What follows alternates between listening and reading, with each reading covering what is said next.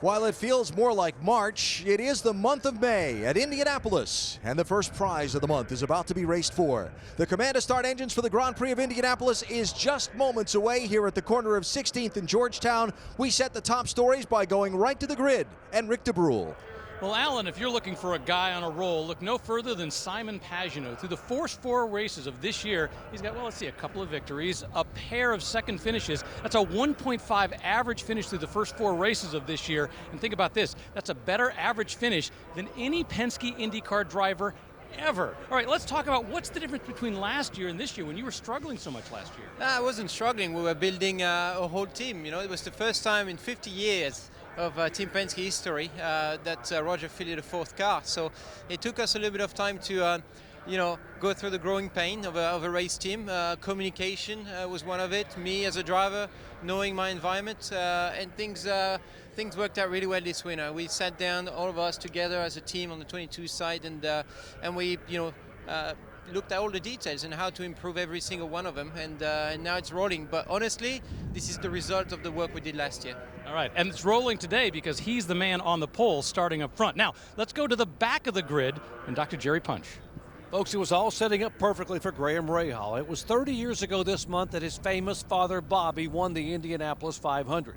And yesterday he recorded his best qualifying effort in almost 4 years. And then last night, Graham, the word came that your car failed post-qualifying. Tech was about 2 pounds light. Help us understand what happened. Yeah, I mean, I think there's a lot of different ways to look at this. I don't think our guys did anything wrong, and 2 pounds certainly isn't a performance advantage. So, frustrated for the Steak and Shake boys. I think these guys have done a great job last couple of years, and I think we still can win this thing today. It's going to take a lot more work than coming from 3rd, but it's big to have a good points day. Try to get momentum going and keep it going for the month of May. But I'm proud of these guys. I stand behind them. I don't think we did anything wrong. I really believe that. Nor did I think Newgarden did. But unfortunately, the situation put us right here.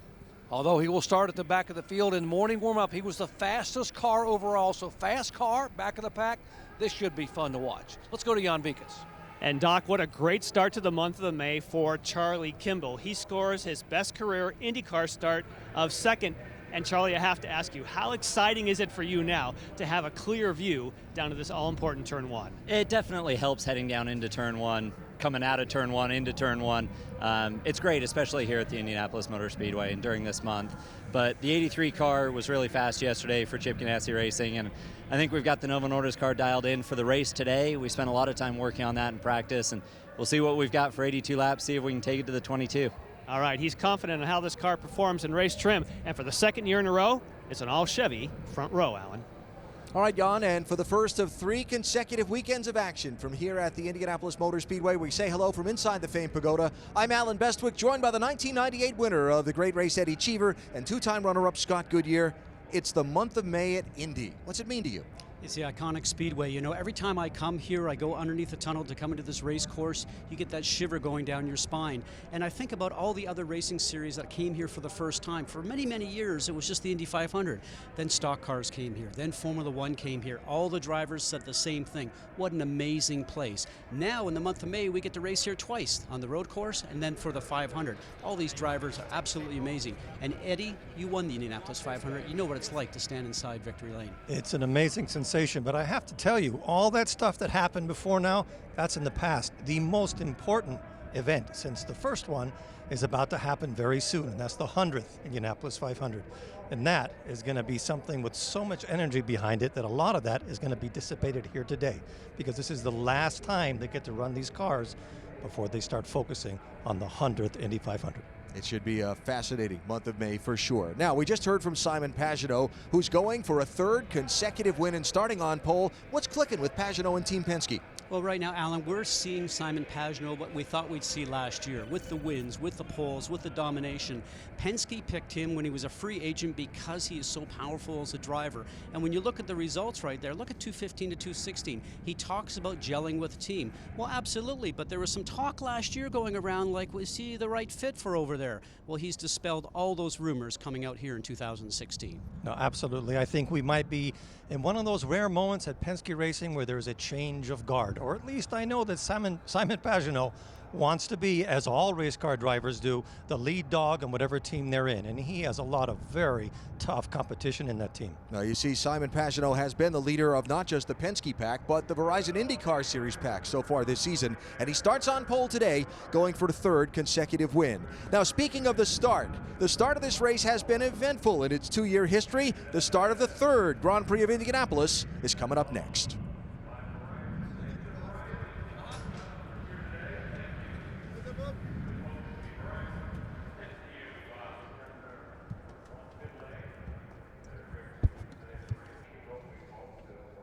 Well done, James. Now, not so well done have been the starts of these last couple of races. You see, this is just the 3rd of the Grand Prix of Indianapolis road course races here. Pagenaud won the 1st, Will Power won the 2nd. Both featured difficulties on the start. In the inaugural, they used a standing start.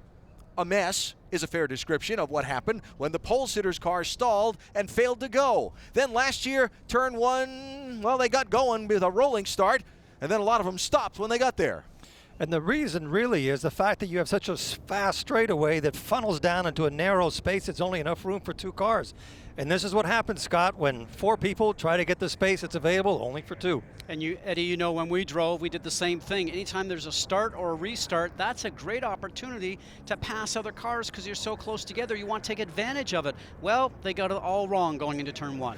And the balance of this course, the long straightaways but the tight corners, finding that balance, even some of the best in the business had troubles with that this weekend. Yeah, well, I think I'd have to wait a whole year to see Dixon spin once. Yesterday, I think he spun 4 times. That just goes to show you how hard this track is to get the right balance. Take all the wing out and it won't go around the corners.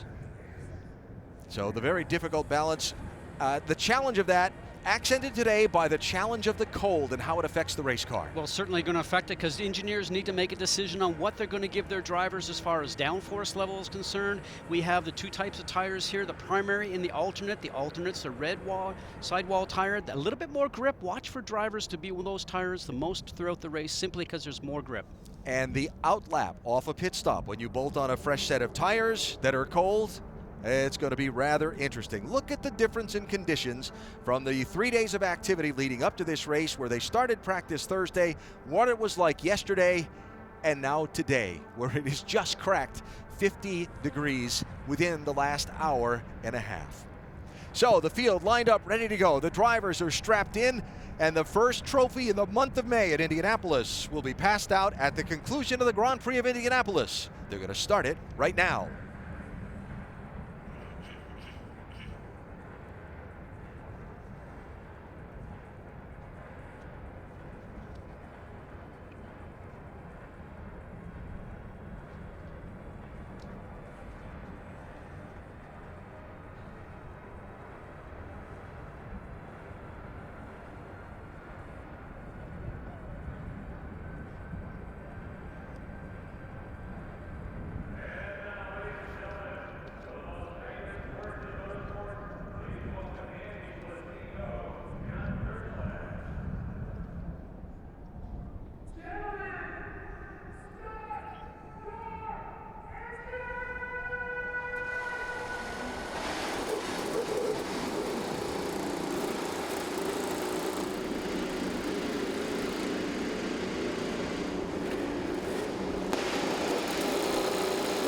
Command was worth the wait. It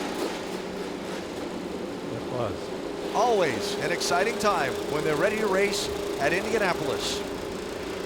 The start, that run to turn 1, and the green flag when we come back to the most famous race course in the world.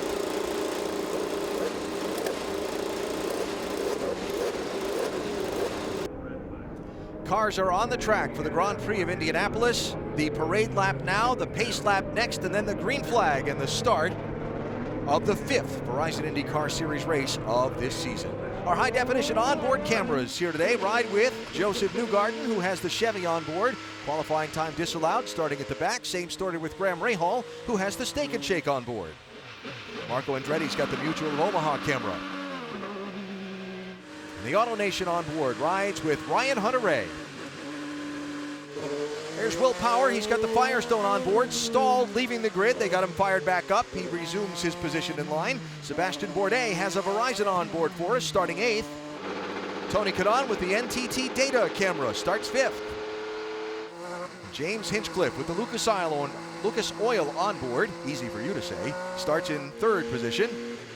Simon Pagenaud on pole position with the Verizon on board as the field gets the 1 to go sign. We go green next lap. Enter at racewithhonda.com for a chance to start a Verizon IndyCar Series race in the Honda 2-seat IndyCar driven by Mario Andretti. David Rudder of Dixon, California has the honors of riding with Mario today. While they come around to get the green flag, we check on pit road for the final time. Before the green, here's Jan.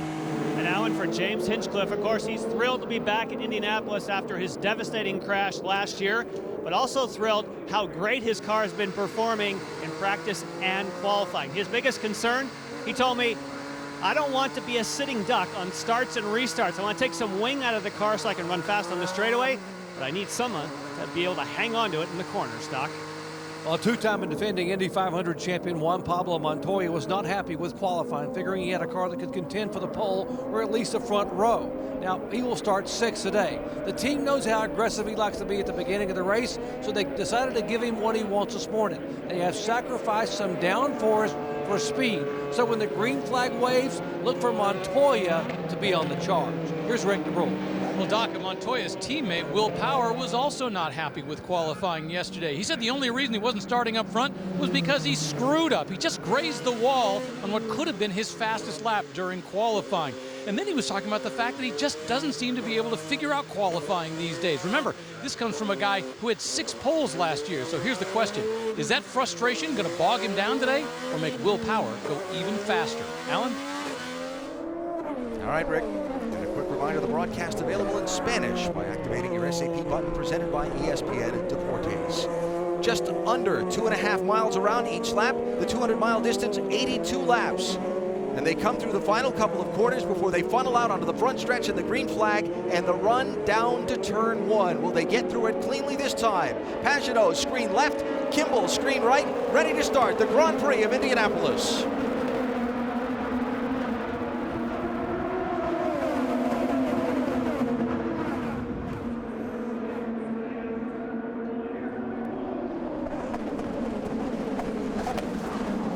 Trouble, cars into the outside wall. That's Sebastian Bourdais, and I believe that's Tony Kanaan. It is Kanaan, the other car. It looked like they had it avoided it, didn't it, Scott? They had moved over to a side. It just looked like Tony, number 10, just went left, ended up blocking wheels. Ray, now he thinks he doesn't have too much damage to the front wing, so he wants to get out of there and get going. I think he's going to be disappointed when he goes back to the pits. That's quite a mess in the front. You know, we talked about this all day yesterday and today. Turn 1, as we talked about in the open. There is a lot of debris down there. Let's hope that the damage suffered on the cars. We talked about, Scott, how they get spread out and then all try and funnel down, and the funnel doesn't always work.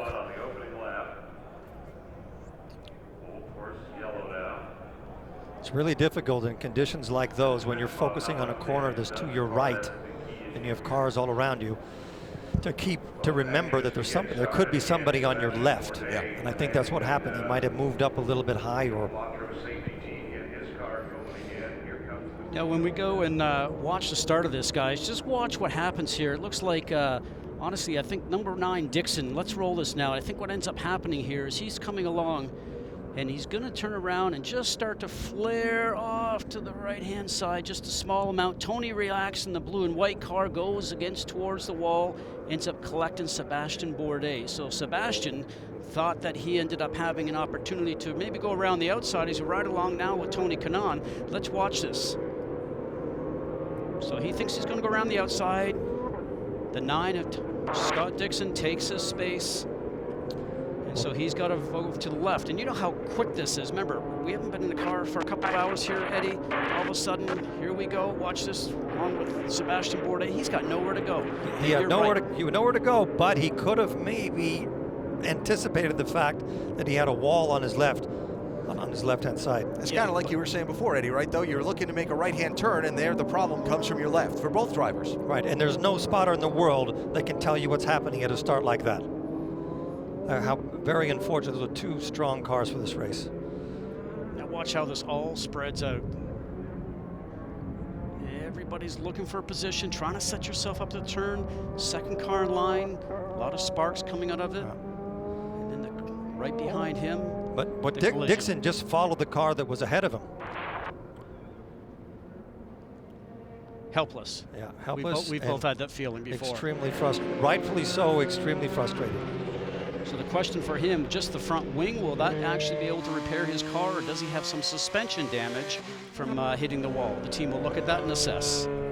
So Bourdais fired up. Cannon's car still sits at the accident scene, and we don't get through turn 1, lap 1 again without a melee. So caution out here at the Grand Prix of Indianapolis. Our side-by-side IndyCar Series coverage here on ABC will keep you involved.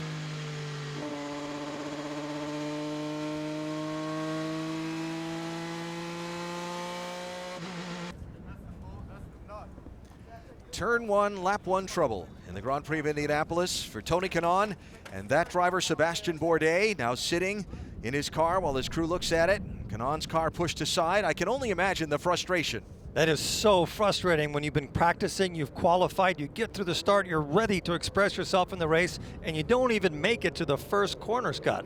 I mean, there's few things that can drive you more crazy than that.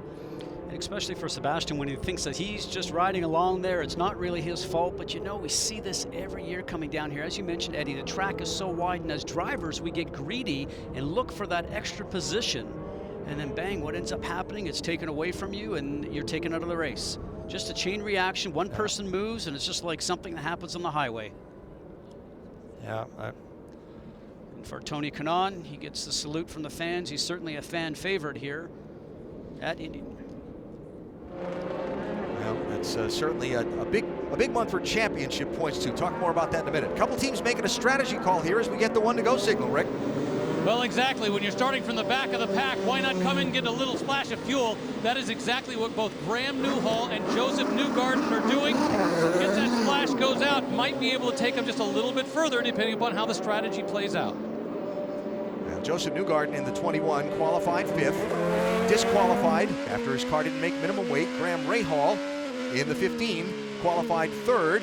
His car didn't make minimum weight, disqualified, so they both are starting at the back, and they make the move here to the pit lane and see if they can somehow gain a small strategy advantage. With the 82-lap distance of this race, it's really hard to work it any other way than for it to be a 3-stop race. So the object here is, if you put a little more fuel in it now, it gives you a little more flexibility, and it also gives you the chance to sit still less time on the first pit stop than some of your competitors and maybe gain some ground there. And one added advantage is that when you come in the pits, there won't be the possibility of having so much traffic. It's always very risky when you're coming in and out of the pits because drivers want to leave in a hurry and they're not going to sit there and wait till you go by. Saw Simon Pagenaud in the Menards car at the front waving to the pace car up ahead. He's saying, get going, because he wants to pick up the pace. You can be a sitting duck here on the start or restart coming on the front stretch here because it's a long distance there. So block up. He's trying to warm up his tires and his brakes. The 3-steward panel has looked at the initial incident. No further action will be taken. Pace car is off. Let's try this again.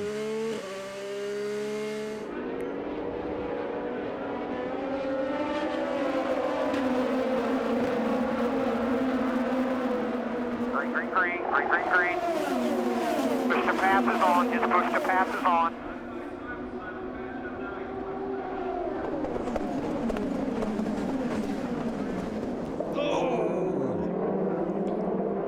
And Simon Pagenaud has done exactly what he had to do. Get away from the first corner. He's had the fastest car the whole week that we've been here. Now all he has to do is just focus on an empty road ahead of him.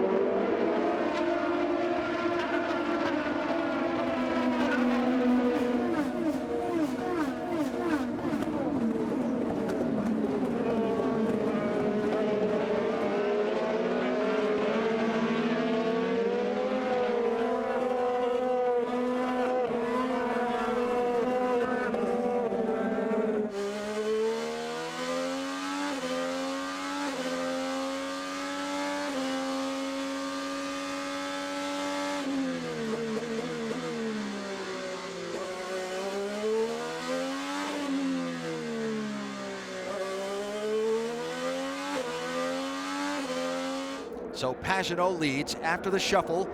James Hinchcliffe is up to second, Charlie Kimball third, Juan Pablo Montoya fourth, Jack Hawksworth is fifth. I think that was Hawksworth that we saw get the door slammed on him last time in turn one. As Will Power and Alexander Rossi, 12 and 98, continue to go back and forth pretty hard. Rossi is putting an incredible amount of pressure on Power. He's running very unconventional lines, but he seems to be making it work. Now, can he get a draft going down Holman Boulevard here and surprise Will Power under braking into 7? And Power's taking the inside line. Oh, and he did it. He goes off. A rookie just pushed Power into a spin without touching his car. And that's something we call filling the mirrors, isn't it, Eddie? Where you go in there and you just work your car, fill the mirrors in, and what a tremendous job he did. Let's remember that Rossi is America's Formula One driver, if you want. Did a lot of training in Europe, and that was beautiful. That was perfectly executed. Alexander Rossi, 24 years old, hometown Nevada City, California.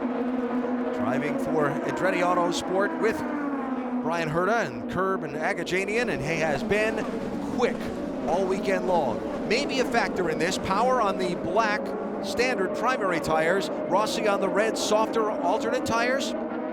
Absolutely, but Will knew that he was on the black tires as Rossi knew that he was on the red tires. He just tried to defend his position, and he didn't make it around the corner.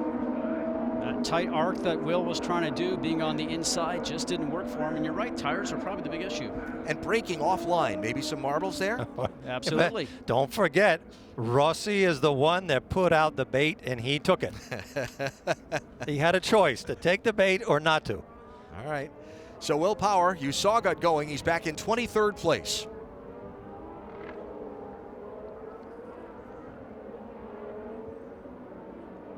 That's a terrible feeling, isn't it? We've all done it. It's just like there's no grip on the grass. What a great shot. Look at that shot.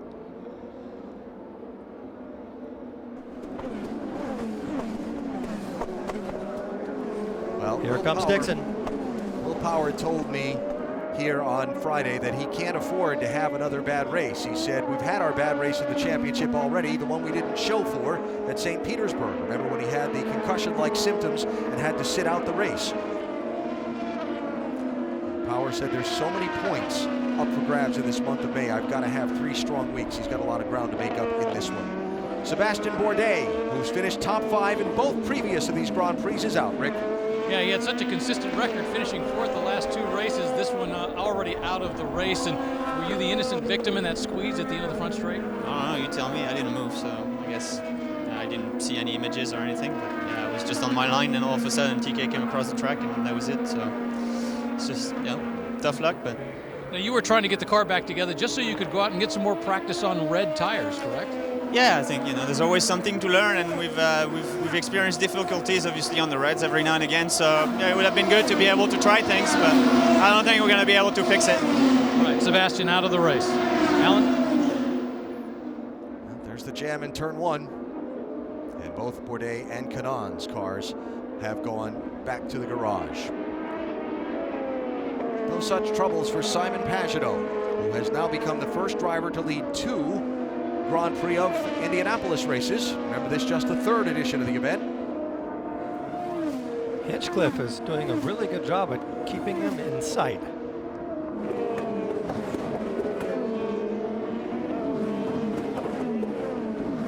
So you see the running order coming across the top of the screen. Big mover in the early going was Ryan Hunter-Reay, who started back in 15th and gained 8 positions by missing the mayhem in that first corner.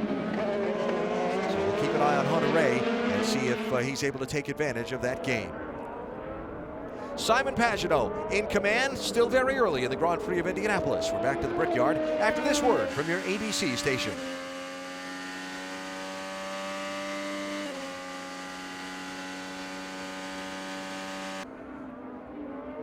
Downtown Indianapolis, And just to its west, the Indianapolis Motor Speedway, where the month of May is underway with the Grand Prix of Indianapolis. Just 10 laps of 82 completed, and Simon Pagenaud, the race leader after starting on pole.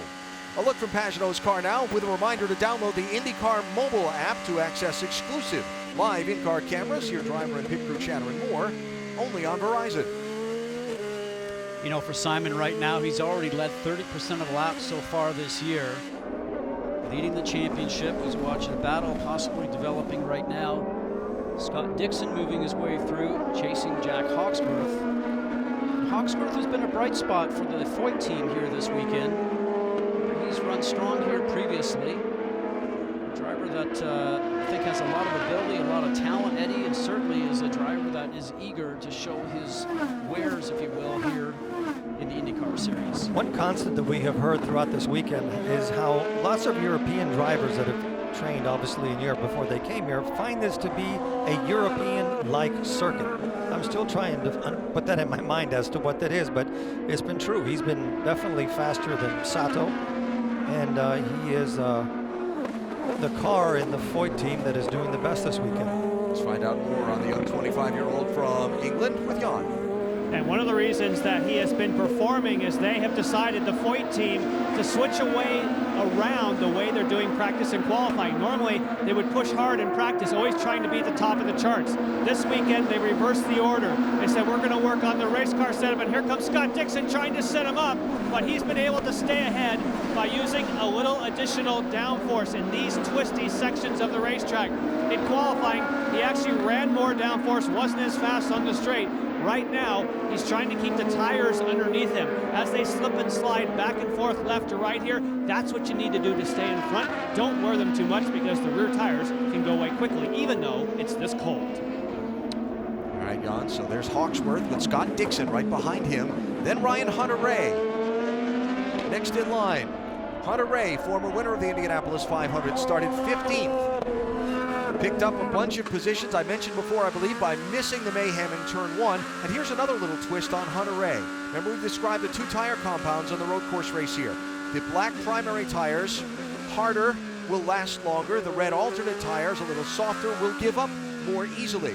Folks thought because of the cool weather today, the alternate tires would be what you want to stay on. Well, you have to run each compound at least once in the race. Hunter-Reay started on the primaries. His last two stints will both be on the alternates. Here goes Dixon.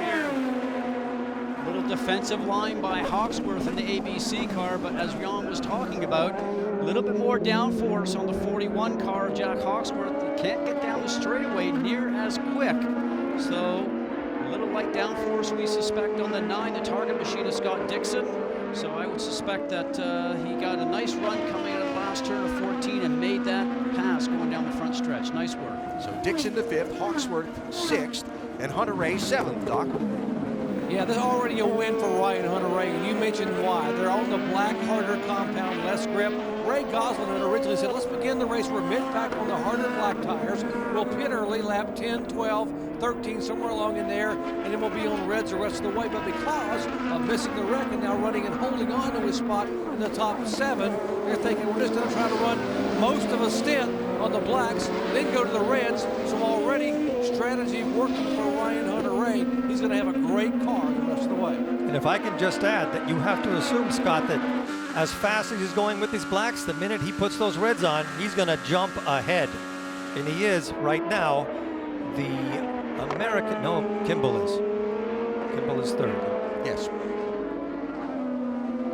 It's Pagenaud coming up to back traffic, so that's Alex Tagliani that just signed on with the Foyt team, driving the Alfie machine, getting warmed up here at the Indianapolis road course, getting ready for the Indy 500 next weekend. Beginning to see some people filter on and off pit road. Helio Castroneves was just on the pit lane. Also Gabby Chavez in the 19 car. Expect the leaders to begin filtering in around lap 20 to 22. Simon Pagenaud is the race leader from France. Canada's James Hinchcliffe, then California's Charlie Kimball, with Montoya and Dixon rounding out the top 5.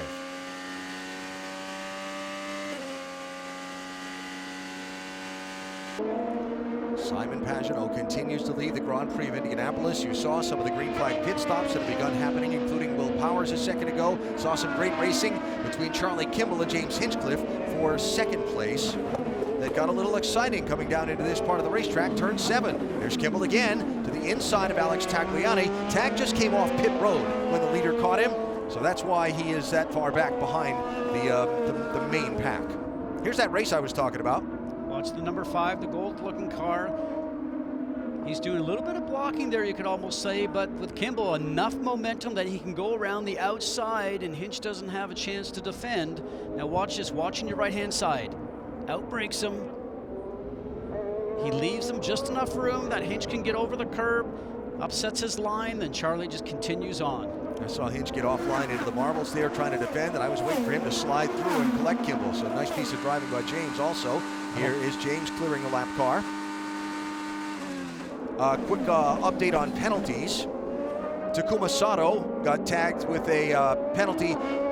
If you're a regular follower of IndyCar, you remember that they've established a new procedure for pit exit after the Long Beach race where they have the electronic beacons in the track at pit exit. You have to cross the track within a certain place on your car or you blended too soon. Sato violated the rule, had to serve a pass-through penalty. He is a lap down in 23rd place.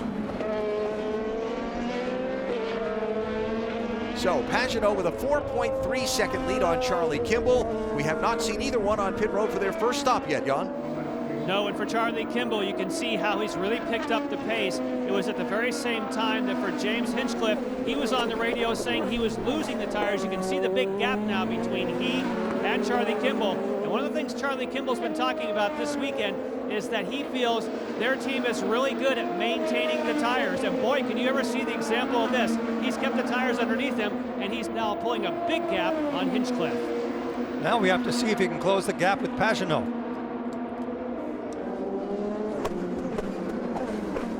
There's Montoya clearing the lap traffic. Highest running of the Penske machines. Last year's winner of the Indianapolis 500-mile race. Certainly one to watch. I checked that, Pagenaud, right? Easy to forget, isn't it? How can you forget that bright yellow Menard car? I know. We'll be able to see that in the dark. I feel great, Shane. Joseph Newgarden on the pit lane. Rick? Yeah, well, what a different race it turned out to be for Joseph Newgarden. He was going to be starting in the top 6, but because his car was 0.2 pounds overweight, he got sent to the back. Now, interestingly enough, he had come in and fueled up early on. You would think he would go a little longer. Instead, they opted to bring him in early in the cycle and send him back out with a full load of fuel, playing the strategy games. Matty Brabham in his IndyCar Series debut, also on and off pit road in the 61 car.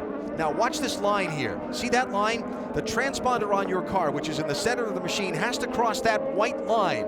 Basically, they tell the drivers, make sure your bottom side, sitting in the center of the car, goes over that line when you exit pit road and you'll be fine. But what you have to add to that is you can't go slowly outside of the pits. You're in a rush to get back up to speed, and that right-hander is not easy. So it's very easy, Scott, to migrate over that line, as obviously Sato did. I would not want to be in Sato's shoes having to explain to Foyt as to why he couldn't go over that line. Andretti's in, Doc. Yeah, Marco Andretti from 21st all the way to 11th. They go from the reds back to the black tire, the primary tire, and told him they'll make a slight adjustment on air pressure. Marco is away. Mikhail Aleshin also has been on and off the pit lane on this lap. He started 9th. Watch for him to accelerate here once he gets outside the speed zone. 50 miles an hour in the pit lane. Back to watching the leader, Simon Pagenaud. So when will he hit the pit lane? He's past the entrance for this lap. This could really play into Kimball's hand. If Pagenaud has a hard time getting through this traffic, Kimball could close the gap. And when you get within 2 seconds, you always have that little bit more energy than when you have if you're farther back. And he's only been 1/10 per lap slower than Pagenaud. Montoya, 4 tires putting reds back on, and they've made an air pressure change for Montoya so they can be able to have the car handle a little bit better on some of the tight oval. Great battle there with Marco Andretti, who you ride with right now. Looks like Jack Hawksworth just up ahead of him. Remember, Marco just came back onto the racing surface because he just came out of that pit stop. Has the primary tires on, the black ones, so not as much grip, and because they're harder, will take probably an extra lap to come up to temperature, so the car's sliding around on him just a little bit. J.R. Hildebrand you saw pulling up behind Marco. There's the leader, Pagano.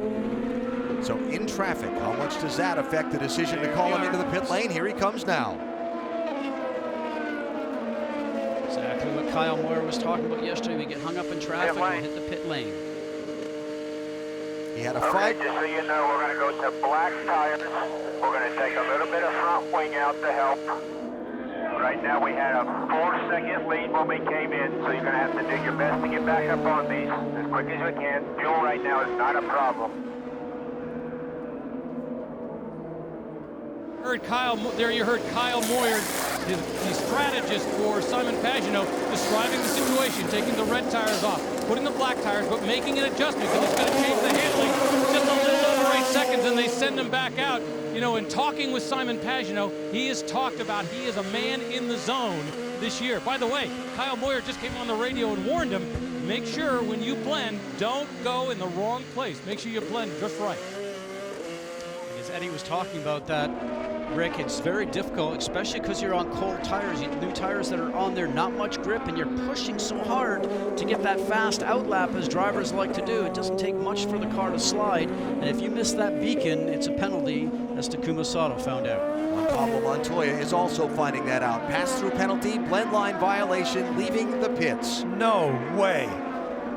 So while Montoya exits from his pass-through, Charlie Kimball comes onto the pit lane, along with Hinchcliffe and Dixon.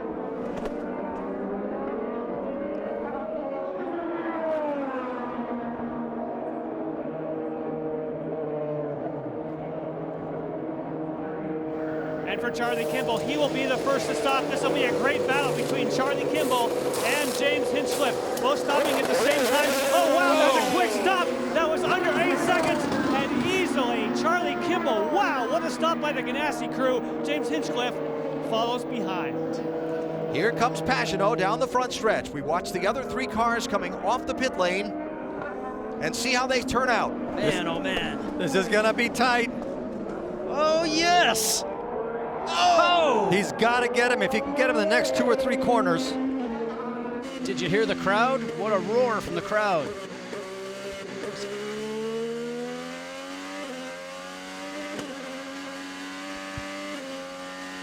Remember, Kimball on the cold tires just off the pit lane. Here they come down to heavy braking, turn 7. And you saw the PP flashing on Kimball's car. That's the push to pass. He was trying to defend, but the tires weren't warm enough that he could get out of that turn segment quick enough to carry the speed down the straight. So they made up a lot of ground on the exchange of pit stops, but in the end, the running order remains the same. Pagano first, Kimball second, here in the Grand Prix of Indianapolis.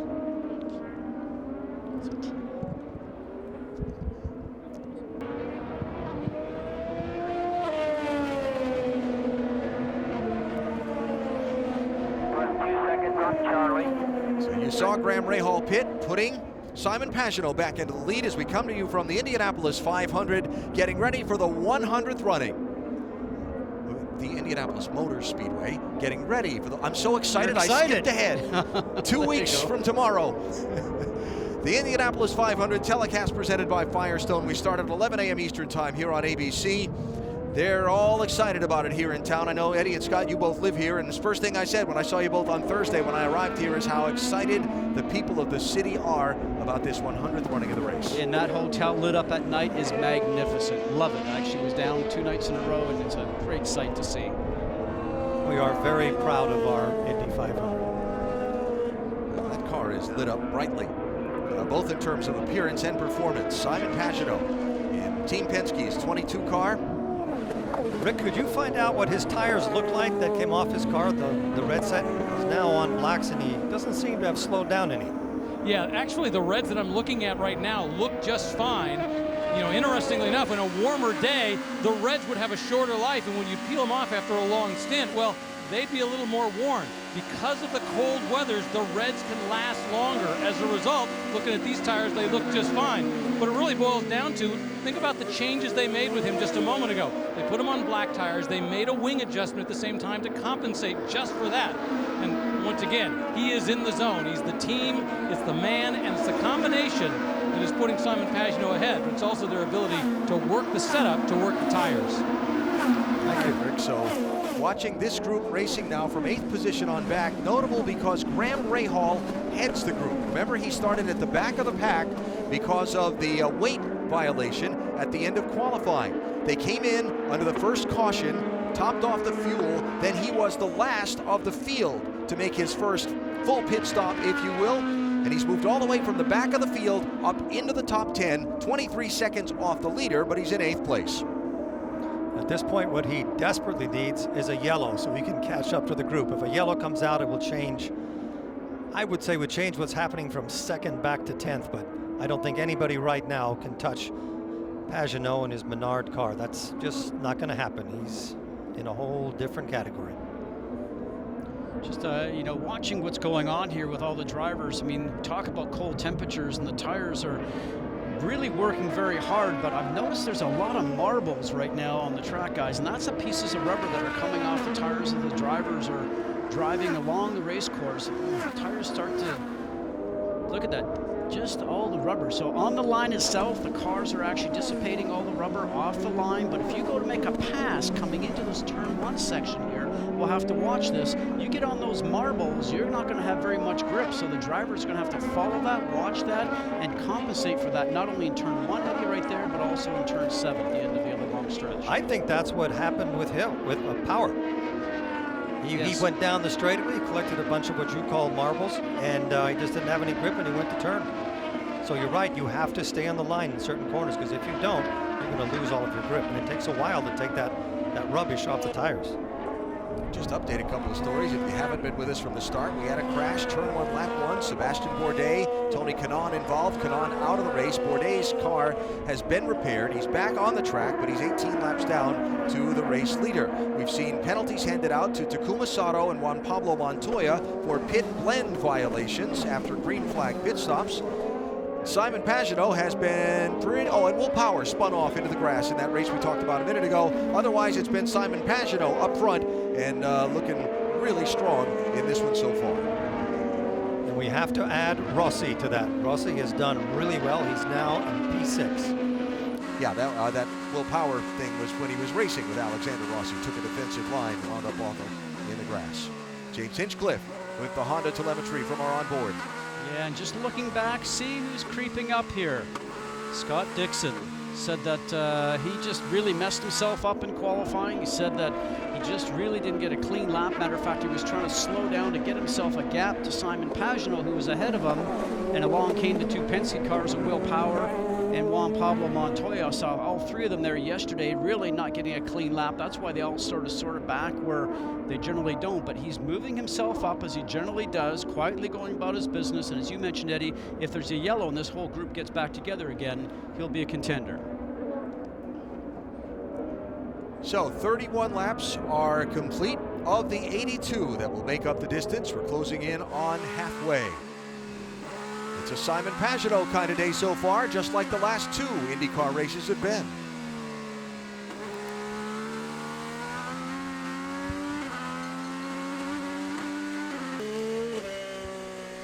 Big month for the Horizon IndyCar Series. Big month in the association. The NBA playoffs on ABC tomorrow. Game 7. Toronto and Miami in the Eastern Conference semifinals. Who will it be to advance on to the conference finals to take on LeBron James and the Cavaliers? Coverage at 3 Eastern with NBA Countdown on ABC.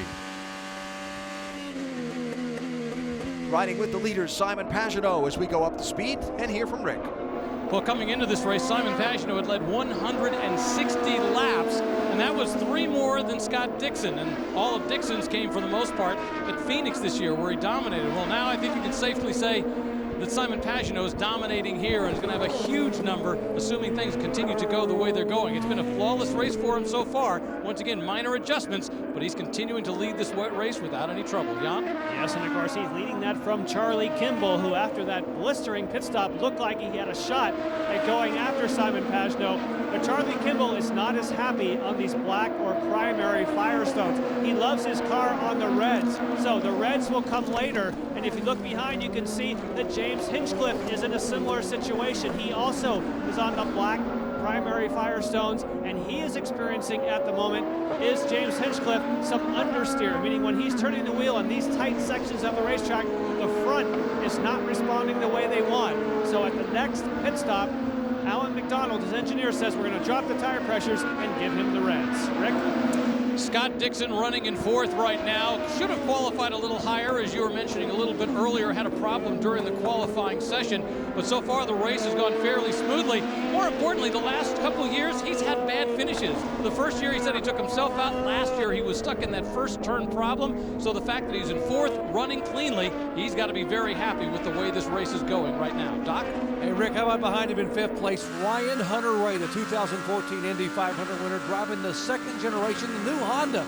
Lots of horsepower. And how about the victory early on? Hunter-Reay starting on black primary tires, moving to seventh place, able to hang on and finally pitted on lap 21, and now put the red alternates on. Hunter-Reay feeling very comfortable now about what might happen here today. Behind him, the 98 car, and how impressive is the California rookie Alexander Rossi. Rossi started the race on the alternate compound, ran in the front, now has put the black tires on, and has not lost time or position. In fact, he has gained spots. Rossi, who ran 5 Formula One races a year ago, coming to Indy for the first time, being very impressive as a young American. Rick? Well, let's talk about Helio Castroneves. It's been a very frustrating weekend for him. While the rest of the Penske guys, for the most part, were running up front, Helio was having some problems with his brakes. In fact, they changed his brake system between yesterday and today. This morning, he still had problems. He said it was better, but it just did not allow him to dive into the corners enough. Now, they're going to be pitting in just a few laps because they are on an earlier strategy, so it'll be interesting to see what happens. And of course, let's talk about Graham Rahal. What an up and down weekend it's been. He thought he was going to be starting on the second row, then he was starting on the last row. How do you move up? Somehow he's done it, and now he's running in 8th place. Not bad, considering he's got a cold this weekend.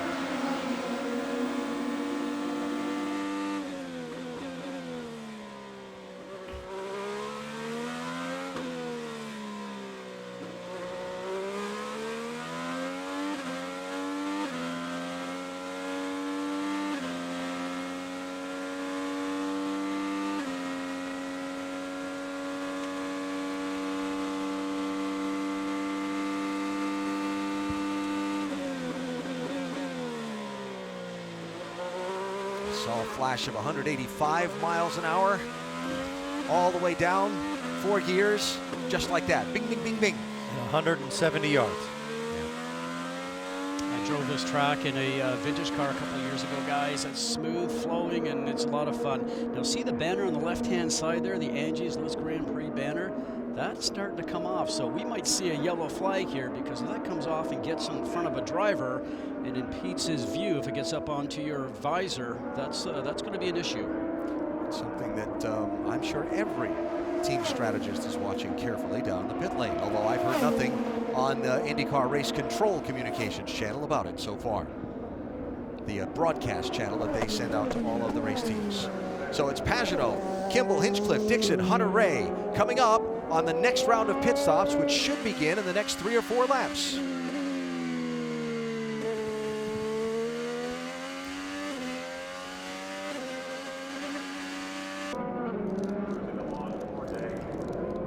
So the full course yellow for the second time in this race after Sebastian Bourdais' car stalls on track while the pace car gathers up the field. Reminder about next weekend when the grid will be set for the Indianapolis 500. We'll be on the air both days at 4 p.m. Eastern Time here on ABC, Saturday and Sunday, plus extensive coverage in addition on ESPN3 starting at 11 a.m. Saturday and 2:30 p.m. on Sunday.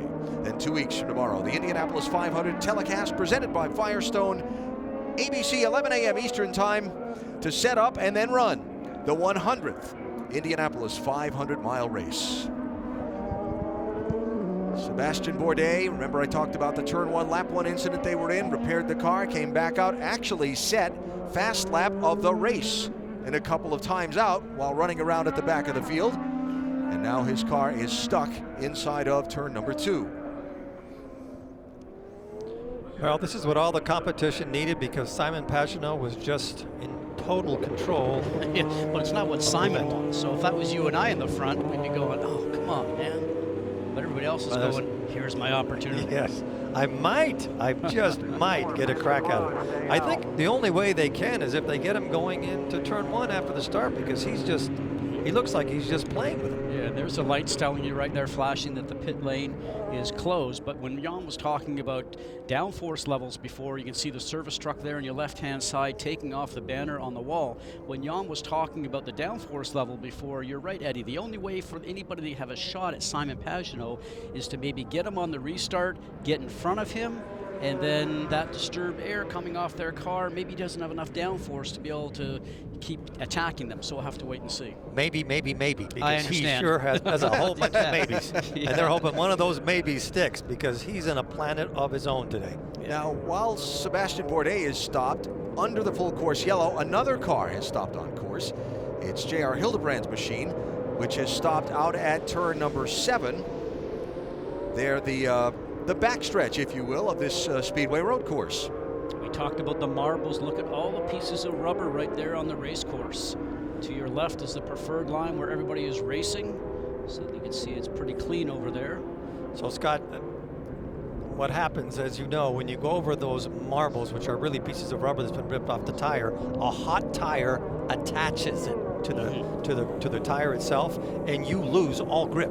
It's like you're driving on sand until you clean it off again. And we saw that on Sebastian Bourdais' car when it was stationary there. His left front tire showed on the screen, absolutely. IndyCar said in the drivers' meeting this morning, if opportunity presented itself, they were going to clean the track of those marbles. We did get the caution here. We'll see. As the yellow came out, Will Power ducked onto the pit lane along with Connor Daly and Gabby Chavez, and he got there before the pit lane was closed. That's an enormous advantage for him. Luck might have just turned his way. So we'll see that Power should shake toward the front of the line. May see a couple of other people who pitted under green ahead of him, like Joseph Newgarden, when we get ready to restart this thing. Maybe Elio Castroneves as well. I think Castroneves is going to come out as the leader after the pit road is opened momentarily. There's the sweepers we talked about. Yeah, always a welcome sight as a driver when you're in the car, those big white trucks getting rid of all the marbles. We just saw a moment ago all the crews lined up on pit lane. The pressure now is on the crew members. Look at Simon Pagenaud. How great. Smart is that? That's not a speed zone there. The speed zone starts right about there. Brilliant. Those 20 feet can make a big difference.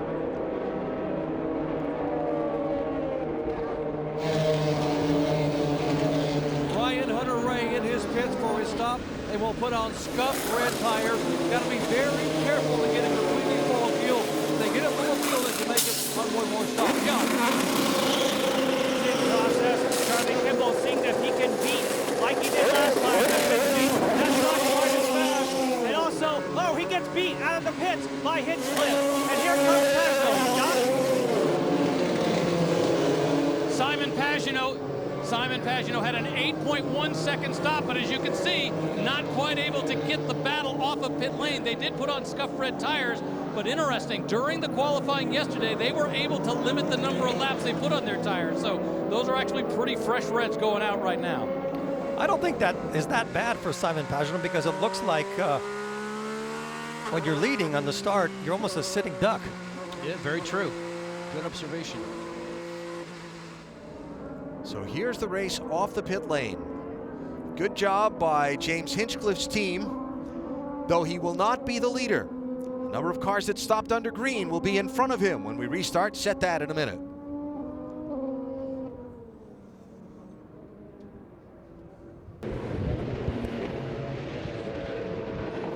So the evolving picture of the Grand Prix of Indianapolis. These 4 cars who had pitted, some under green, some like Will Power, just as the caution came out and got there legally. They just got the wave around to come back around and join the tail end of the lead lap. The bad break for them was that a handful of other cars had already stopped under the green flag before the yellow came out, and those are the cars that are going to be at the front of the pack. Those are the cars that the pace car picked up when the yellow came out and the rest of the leaders pitted. There is your new front runner, Helio Castroneves, with Connor Daly second, and then James Hinchcliffe, who won the race off pit road third. Castroneves and Daly by pitting under the green flag, catching the huge break of strategy that fell their way. They are still sweeping in parts of the racetrack. We'll take a break here. We'll come back for the restart and what should be another very interesting run down to turn one.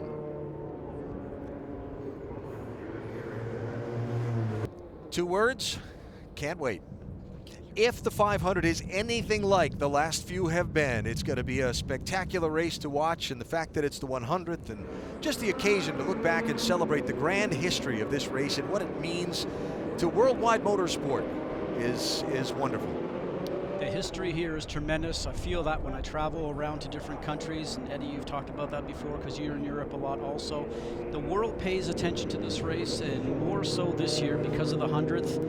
And you can feel it in the city, as we mentioned before. The seats are not available. The grandstand's sold out. I guess general admission's still available. Hotels have been sold out since the middle of March.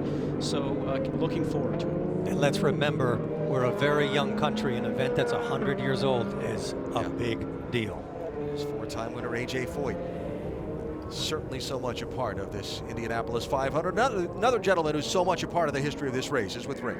Well, the 100th running of the Indy 500 and the 50th anniversary of Penske Racing. Right now, you got a guy out there leading this race. I bet you wouldn't mind seeing him leading the 500 as well. Well, I know he wants that 4th win, and we certainly want our 17th. But a lot of work here to do today, as you can see. We got a break on the fuel, and we came in and pitted. But we're waiting for our next couple of weeks. Going to be great. But this is a great race today. Lots of strategy, and I like seeing that Helio out there.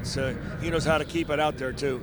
All right, let's talk about the strategy for this race. Is he going to have to save fuel in this next stint to go the rest of the way? No, I think these yellows have put us in a real good position. I think everybody can go with full power for the rest of the race. All right, once again, Roger Penske wouldn't mind seeing Helio up front for the next 2 weeks. Absolutely.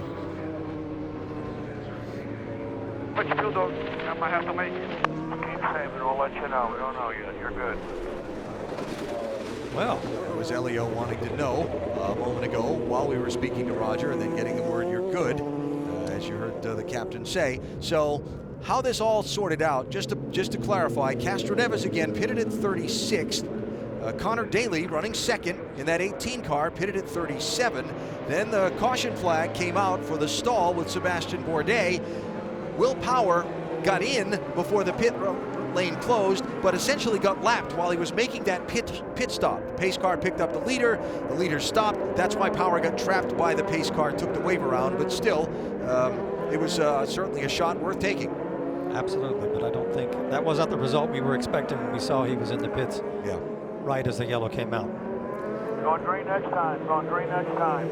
Big turn one, lap one shunt between Bourdais and Kanaan in the run down to that first corner. Power went spinning off. In racing with Alexander Rossi, that happened on lap 6. Basically, Simon Pagenaud has dominated this race so far, has led almost all of it. He's led 36 of the 44 laps, and the only time he gave up the lead was to Graham Rahal and Charlie Kimball on an exchange of green flag pit stops, and now to Helio Castroneves by the timing of the caution and the sequence of Castroneves' pit stop. Right now we're going to see how his car works in traffic, because he has been very fast, and that speed has given him a clear track ahead of him. And he hasn't had any turbulence. He's had time and space to pass cars. Now he's going to be attacked from the cars behind, and he's going to have to find a way to get rid of all those cars ahead of him. And that's different than running by yourself. James Hinchcliffe getting off the pit lane ahead of Pagenaud. How might that affect his fuel strategy for the remainder of the race? And right on board with Pagenaud, and remind you to download IndyCar Mobile to access exclusive live in-car cameras, hear driver and pit crew chatter, and more only on Verizon. Eddie, you talk about the guy being at the lead, being a sitting duck, and that might just be the case for Helio Castroneves. Connor Daly, who didn't qualify all that well, but is really being able to pick up speed. So 4th fastest race lap so far. See if he has the ability to get a draft and get past Helio Castroneves on the way down to 1. But as you mentioned again, all the marbles on the racetrack, you're going to have to pick your spot and be very cautious. Otherwise, you're going to end up having your car slide out from underneath you. Across halfway. Here they come to the restart. The long run down to turn 1. Will it accordion? Whose race might get ruined, or will they get through cleanly?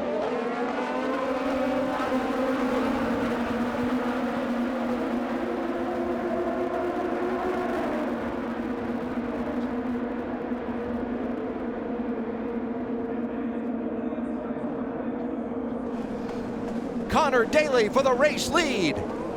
And Pagenaud passed 2 cars.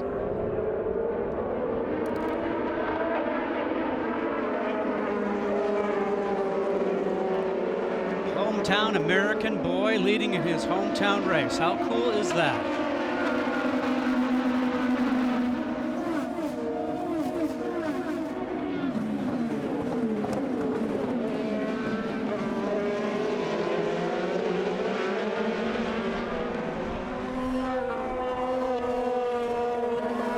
Graham Rahal continuing to fight his way toward the front from the back of the pack.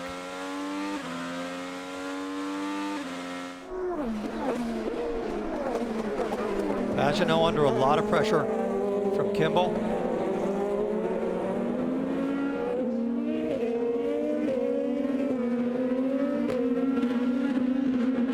And Rahal under a lot of pressure from Dixon. So Connor Daly leads in Indianapolis, 24 years old, Noblesville, Indiana. He's fought so hard to earn a full-time place in IndyCar racing. He's gotten it this year, and now he's leading here at the Brickyard. He did the same thing in St. Pete. You remember, Scott, when he was up with the leaders? He's not only up with the leaders here, he's running away from the leaders. And he's putting a gap on, which is actually great to see. So hopefully he can get enough of a gap where somebody cannot get a draft on him going down the stretch. But you know what this is like right now. Your hometown race, so your heart's racing probably 170 or 80 beats a minute. Now he knows the guys behind him are very, very quick, so he's trying to get a bit of a gap. But oh, look at this, look at this. A lot of side-by-side stuff going on. And they're still side-by-side.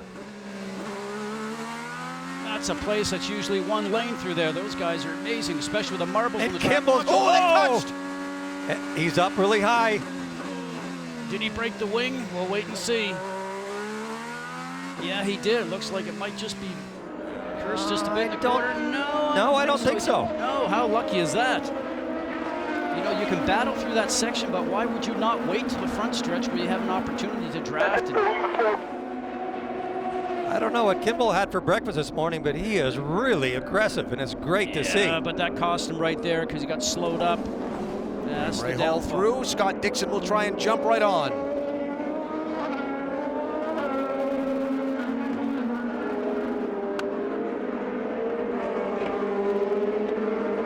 Scott Dixon rarely goes for a pass if he's not 100% sure that he's going to make it over the curb. Yeah, now that by what they had in the drivers' meeting will be looked at by the stewards. Sometimes it's a penalty if you're on the outside of the curb. He did not improve his position, so he'll probably get a pass through on that one. He lost the position. Ryan Hunter-Reay went by him. And those curbs are a lot higher than they were, Scott, so that's not really good for your car.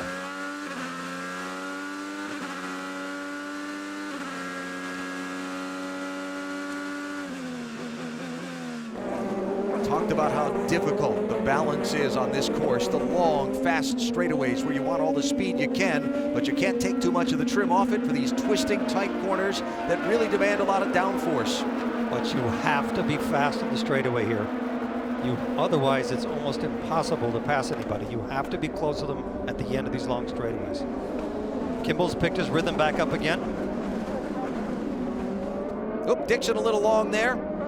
He looks like he's struggling because he actually runs a defensive line every time somebody gets close to him. So here again, if you don't have enough downforce level in the car, you can get that dirty air from the car in front. The drivers are saying once that happens, man, it's so tough to keep the car on the preferred line. Let's remind everybody that Daly is in a Honda.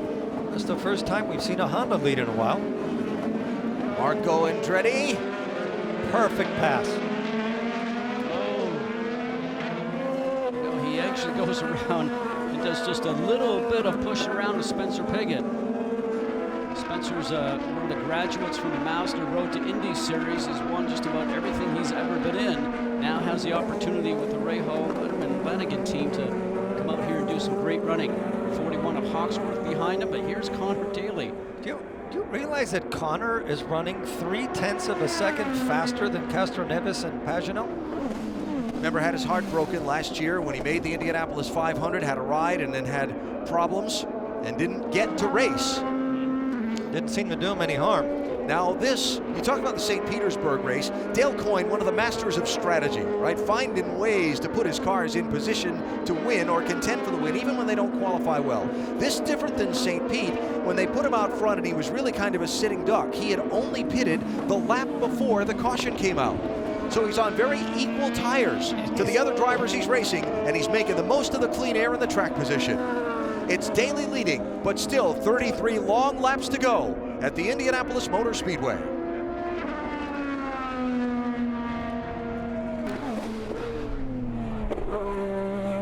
Connor Daly leads at Indianapolis, 31 laps to go. He's out in front of Helio Castroneves by 3.1 seconds. Simon Pagenaud is back in third, who's dominated a lot of the race but hasn't been able to get back to the front after that last caution, pit stop, cycle, and sequence.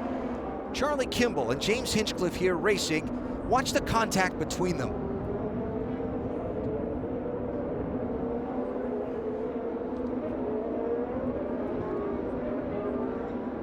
For Kimball, he's very lucky because you can watch the dirt start to fly when he starts to go off course here right now.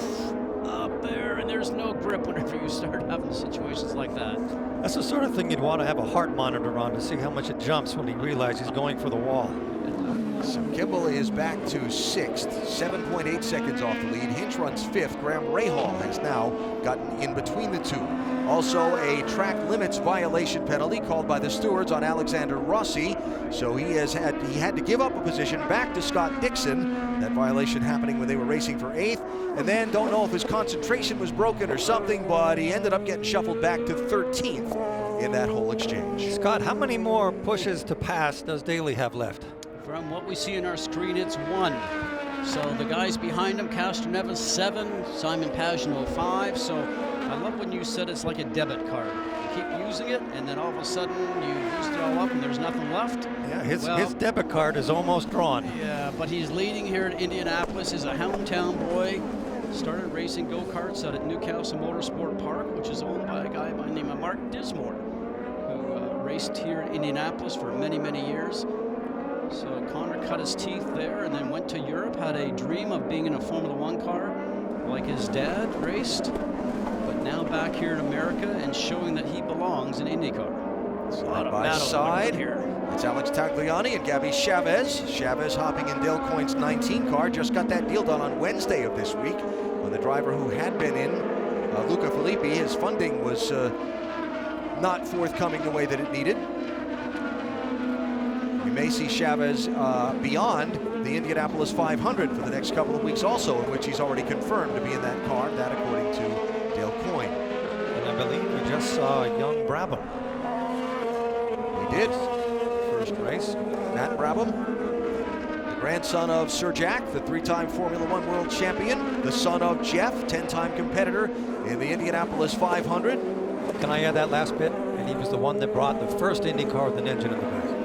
Engine revolution started by Sir Jack, and Matthew Brabham in his first IndyCar race, Doc. And the team with him say that when they watched him climb in the car, he is the real deal.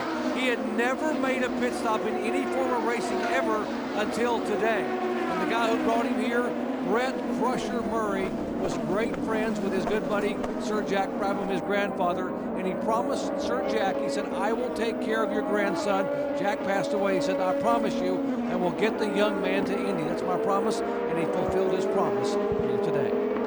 Very nice. Brabham running 18th and on the lead lap at this point with 28 to go. All he needs to do with his first race is finish. Yep. Just get as many miles as you can. It's amazing how much more you know when you get to the checkered flag than you did when they waved the green, right? Yeah.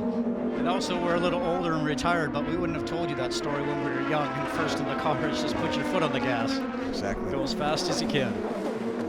So another round of pit stops still to come. Will there be a caution? Will more strategy play into the running order? Or can Connor Daly have a magical moment at the Indianapolis Motor Speedway? He's opened up a 3-second gap on second place Helio Castroneves. But again, still a long way to go in the Grand Prix of Indianapolis.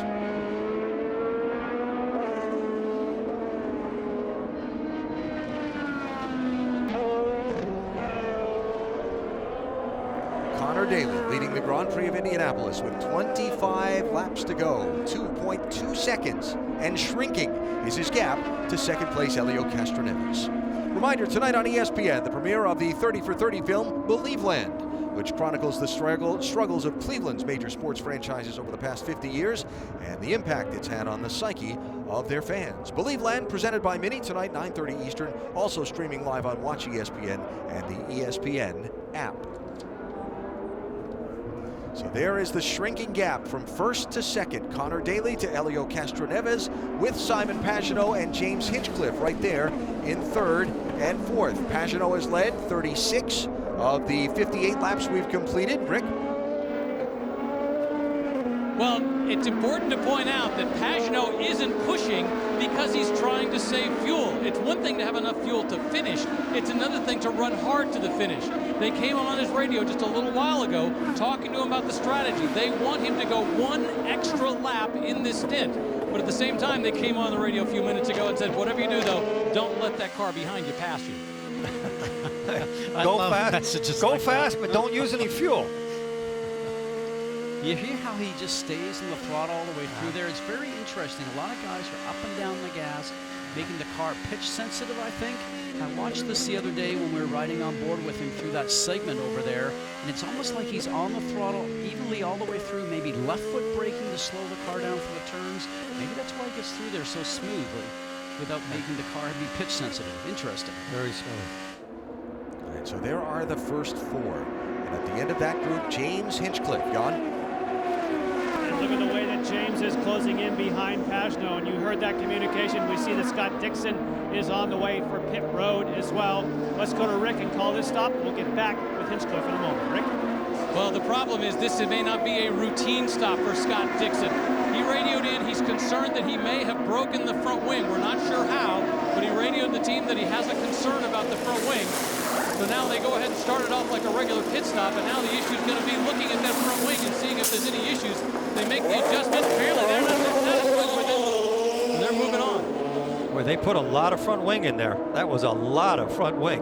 Yeah, when I was watching him before, he was having trouble with the back end of the car, stepping out on him a lot. So if you had a problem with the front wing, you would think that you'd be having a problem with the front and some understeer.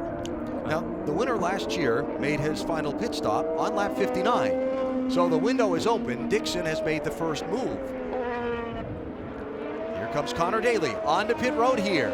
Big moment for the Dale Coyne crew and for the young driver. Young Noblesville product was carried to this racetrack before he could walk by his mom and dad, and he dreamed to this day that maybe he could race here and have a shot to win. Final pit stop. He is 22 laps away from winning at Indy. He comes in as the leader. Reds go on. John Biggers. Yes, and for James Hinchcliffe, they have saved, if you look closely, those are brand new sticker red tires for Hinchcliffe. He wants to come in early and get those. A quick stop, 7 seconds for Hinchcliffe. And the reason he was chasing down Pagenaud before, the story we were telling, Pagenaud, this team believes, is not set up to run in traffic. However, Hinchcliffe and others are. So the reason that Pagenaud is trying to stay an extra lap here, they knew they were stuck in traffic because the car isn't designed to run behind other cars, while everyone else is coming to get new tires to go after him. So following up on that, Jan, when Pagenaud makes his pit stop, coming back out onto the racetrack ahead of those other guys, so he'll have clean air, is going to be critical. Does he come to the pits here? No, he'll stay out another one. And he needs to make up as much room as he can right now. If he comes out in front of everybody, that's exactly what he's trying to do. But we chronicled this before. Does he have the right downforce? Proving not to be the case, maybe. Graham Rahal, Charlie Kimball make their pit stops here. Jan? Charlie Kimball is another driver, just like we saw for James Hinchcliffe. He has a brand new set of reds that he's going to put on. And we saw one blistering pit stop today that gained him position The Ganassi crew is going to see if they can do it one more time. Rick? Graham Rahal brings the car in. They put red tires on. A little bit of a delay, relatively long, about an 8.7-second stop, but he's back out. Remember, he came all the way from the back of the grid to run in the top 5. Terrific day for Graham Rahal here, making something out of some bad circumstances. Let's remember the race he had in Alabama where he had it almost won with Simon Pagenaud and just got unlucky. He is a fighter all the way through these races. Penalty called on Joseph Newgarden for the pit lane exit violation. Castroneves in the pits.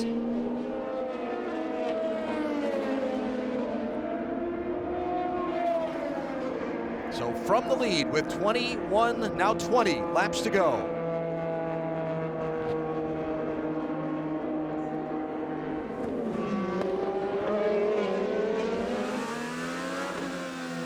Castroneves is always very confident, but I think if you told him he would be leading today, he still would have been surprised. Every session, he was so frustrated with the way the car was running.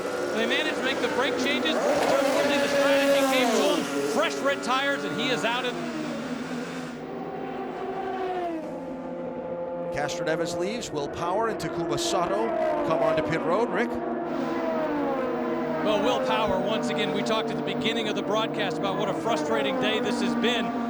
Not only did he not qualify, ended up middle of the pack and back in 12th, but then having the problem early on in the racing going off. The good news is he was able to get back on the lead lap. Now it's just a matter of doing as well as you can to get back up front. An 8.1 second stop, nice and clean, but once again, he's not running in the front group. All right, Rick, here comes Simon Pagenaud to the pit lane. Does he get back out ahead of the guys he was racing with, like Castroneves and Daly, when the stop is over?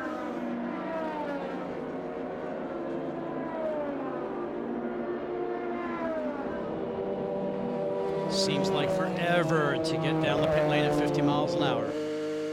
Here he comes, Rick. Well, now it's all about the strategy. Did staying out one extra lap make a significant difference? Remember, last year during the Indy 500, he laid in wait. He did it Rick Mears style. He didn't have to go any faster than he needed to. He brings the car in, a very quick stop, and Simon Pagenaud is definitely in this race. And he has a new set of reds on. We watch to see where Pagenaud comes out in relation to Castroneves.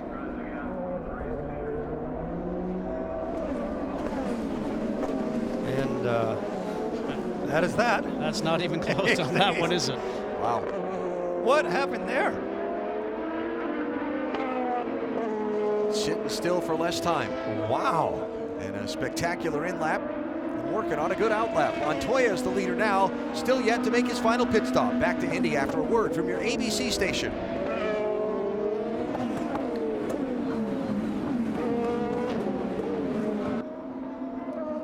At the Indianapolis Motor Speedway, into the late stages of the Grand Prix of Indianapolis, the first event in the month of May, qualifying next weekend here on ABC, and the 100th running of the Indianapolis 500-mile race 2 weeks from tomorrow. Wow. To borrow words of Mr. Cheever, what a difference a pit stop can make. Simon Pagenaud went from being in third place to being 4 seconds clear in the race lead. And I think one of those things too is that he had a few more push-to-passes that he could use, and I think what he did on his couple of laps before the in-lap, he pushed that push-to-pass, had some speed, went down the straightaway quicker, gained a couple of seconds here and there, and that gave him an opportunity to get a little bit closer on the gap. An outstanding pit stop, and lo and behold, the Penske machine is back up front. Penske is a complete package. Pit stops, car preparation, development, race car drivers. There's not one bit to the puzzle that they don't put 110% into. Well, and I come back to again, I know it's one of my pet phrases, but it factors into these races so much. Remember when we got the report from pit road that, you know, don't lose the position, but save fuel. Well, where he saved fuel was less time he sat still on the pit lane to jump ahead of those other two guys on the exchange of stops. All those things all together. The driver, as Eddie's saying, making sure those in-laps are amazing. The out-lap is amazing. Making sure that they didn't have to put too much fuel into it. That's a driver aid also, being able to save the fuel. And then that push to pass certainly added all up. But you know something, Kyle Moyer runs the team over there for Simon Pagenaud said this morning. He goes, you know what? He just makes me feel confident. And when you talk to Pagano this year, he's confident. He has zero emotion. I think that new Menards paint job might have something to do with it also. Sure looks quick. Didn't you drive a Menards car one time? I did. For a long time. There you go. I'm having memories here as I... But you also had the Buick, didn't you, back then? Okay. Are we going to get into a racing thing now? No, I just want to know that you guys had like 50 more horsepower than everybody else. Here's our Honda telemetry with James Hinchcliffe. We don't want to get these two back into a discussion of when they raced because it will go downhill very fast. Generally involving with you dirty.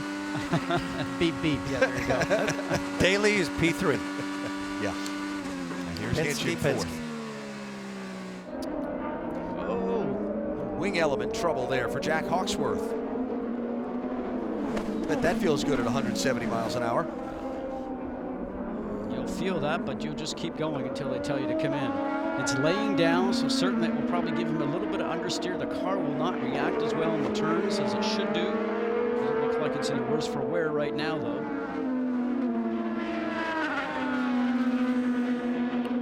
Looking at where we are right now, I would say Honda put in a good fight today. They have a third, fifth, and sixth car. And Chevy has obviously the two Penske's that are first and second. Of course, the fight between manufacturers, so much a part of the conversation, not just the engine competition, but the aero kit conversation.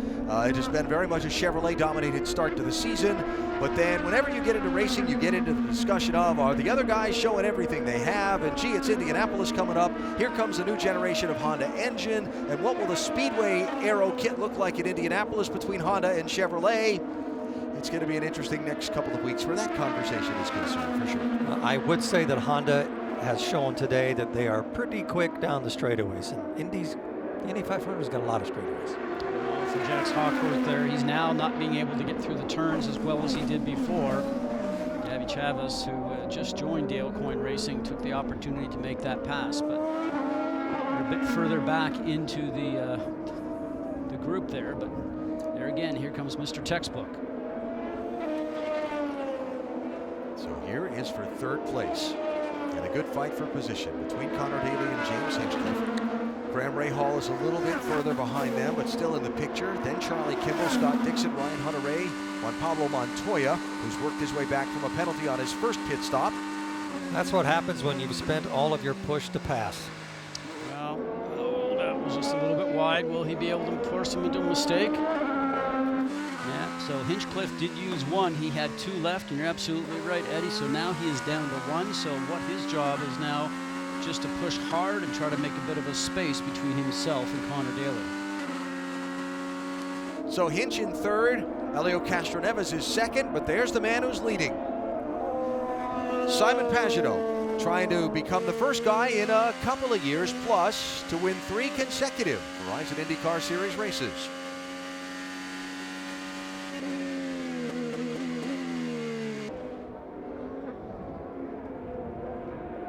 Ten laps to go at Indianapolis Motor Speedway in the Grand Prix of Indianapolis. Simon Pagenaud trying to win a third consecutive race. 2 races ago, he was the man who stood on the top step of the podium out at Long Beach after the pit exit conversation that got him ahead of Scott Dixon, just holding the lead there on the final pit stop.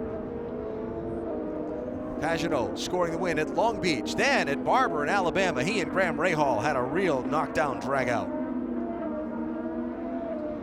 It was wonderful. Look at this. It took like half a mile to settle the issue. So they've thrown everything at Simon Pagenaud that they have so far, and he continues to win or finish second.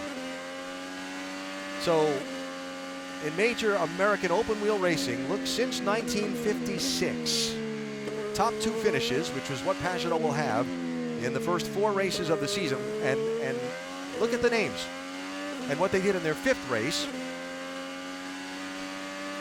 He is on a tear. And what is scary is that I think he's only going to get better. I mean, we've been watching him today. He looks like he's on rails, like at any given moment. Maybe not so much in traffic, but when he's by himself, Scott, he could pick up the pace whenever he wanted. Has not put a foot wrong. Absolutely. And the confidence actually that he had was really amazing in the sense that everybody that speaks to him says he's just carrying a lot of confidence. And he got his qualifying done in those sessions generally with only 1 or 2 laps, which is amazing. It tells you not only how good the car is, but how he is so mentally prepared. So when he sits in the car for the first lap, he's on it. It's always said that you have to first beat your teammates. He has some very good teammates to beat there. Castroneves, Will Power, Well, Simon Montoya. Sorry. That's all right. I thought you were done there. They have such a big team, it takes a while to get through all the people. I know. Simon says, Rick, that he's having the most fun he's ever had in racing, and he's driving the best he's ever driven. I'd have to agree on that last part. All right, you want to demoralize the rest of the field? They are feeding Simon Pagenaud fuel numbers. In other words, they haven't let him loose. He could go faster than this, but they're holding him back, trying to get him into a specific fuel window so he can finish the race properly. Think about that. He's running away with the race, and at this point, he's still making a fuel number. By the way, after qualifying yesterday, he said he had one concern going into today, and that was Graham Rahal. When Graham got moved to the back, it was like a gift to Simon. Graham Rahal was scheduled to start the race right behind Simon in 3rd position. Had to go to the back of the grid, but he's made his way all the way up to 5th place. What a drive, what a day for that team. Absolutely, absolutely. Well, another person that we should talk about is Castroneves. He pulled a very bad weekend. He's made something very special, finishing 2nd. Now watch this, a little bit of over-under off. Oh! Graham got a run on Connor Daly going down Haldman Boulevard into 7. And you see the back end of Connor's car just straight ahead, starting to step out just a little bit in the back. Has he actually taken the tires off the car? He's had to drive that car pretty hard, so I think Graham Rahal has been a very smart driver. He's been sitting back, being patient, but we're within 10 laps now, so now he knows it's time to get it done. Graham still has, well, he actually had 2 push to pass. Now he's got 1. Will he use it here? Let's wait and see. Yep, there we go. 50 horsepower makes a big difference, doesn't it? Yeah, he just wants to get ahead. New to IndyCar racing, the drivers get a button on the steering wheel that the engine electronic control unit will give them that horsepower boost. They get 10 of them per race. It lasts about 20 seconds. A lot of times it becomes a game where, well, if I know or suspect you're on the button, I hit mine in defense, so we're on equal horsepower. The problem is that if you use them up too quickly, you're left with none at the end, and that's what Connor Daly has now. Yeah, that's exactly where. You know why Rahal wanted to go? Because he saw Charlie Kimball starting to come up from behind. So now is the time I got to get going. And so Graham Rahal no longer any push to pass. Charlie Kimball just used his final one. And I think the race at the end now is going to be between Rahal and Kimball. Pretty good day for Kimball, leading the charge for Chip Ganassi Racing. Again, you talk about strong teammates and so on. And here is Kimball, who's going to finish ahead, if things stand as they are, of Scott Dixon.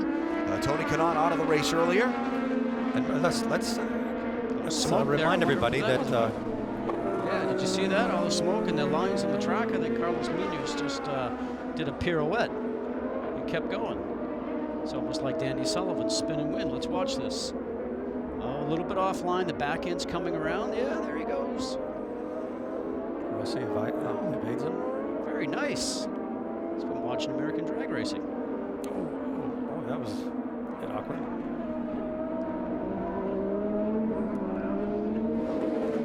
You were talking about Castroneves before. Yes, now he's under pressure. James Hinchcliffe. What the story that'll be in this coming week. Amazing that he's come back from that accident he's had. He's been strong in every race, and he's finishing this one very well, very aggressive. He definitely has Castroneves in his sights. Just over a year ago, a practice crash here at Indianapolis where a piece of the car pierced the safety tub on the car and pierced Hinchcliffe, and he almost lost his life. And now he's back at Indianapolis, and he's running top 3 on. Yes, and for James, the amazing comeback for him is that he feels he's actually more fit now than he was at this time prior to the crash last year. They just had their race at Barber Motorsports Park, the most physically demanding race of the year that didn't have any cautions. He said, I got out of that race and I felt more fresh than I did at the previous year when they had multiple cautions. He says, I credit my trainer, Jim Leo from PitFit. He said, it's amazing the kind of comeback, and he gives me so much confidence to know not only my back, I'm actually stronger. I love this shot. You can see Pagenaud up in front of Castroneves. All three of them see each other. That makes such a big difference, doesn't it, Scott, when you're racing towards the end of the... And you can see Castroneves pushing the car. The back end steps out every once in a while.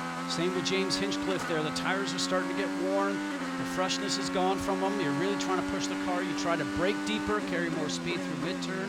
He just wants to get close enough now that he has a shot at a draft at Elio going down the straight. Will this be the time? A little bit closer that time? The distance between Pagenaud and Castroneves is 3.8 seconds. And Hinchcliffe is just not close enough to pass Castroneves, turning into one. Now remember that Hinchcliffe is out of the push-to-pass options. Castroneves has a couple. That's going to make him awfully hard to pass for Hinchcliffe. With just 3 laps to go next time by. Looking back, Ryan Hunter-Reay, Juan Pablo Montoya, wheel to wheel. That didn't leave much room there, did he? Montoya fighting back from a penalty on his first pit stop. That blend line exiting pit road. Had to do a pass-through penalty. He's been digging out from the lost track position ever since. Here's Scott Dixon. This is for 6th place on Connor Daly.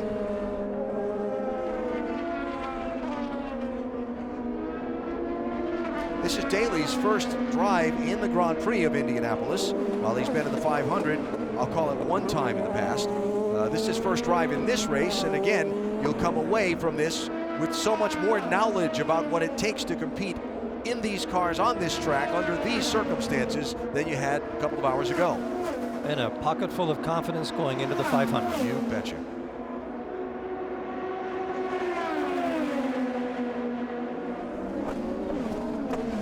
Never count Scott Dixon out in the 500. Former winner was in contention a year ago till late when they got debris in the radiator of their car. Took away a little horsepower, and he fell back off the leaders and couldn't contend for the win.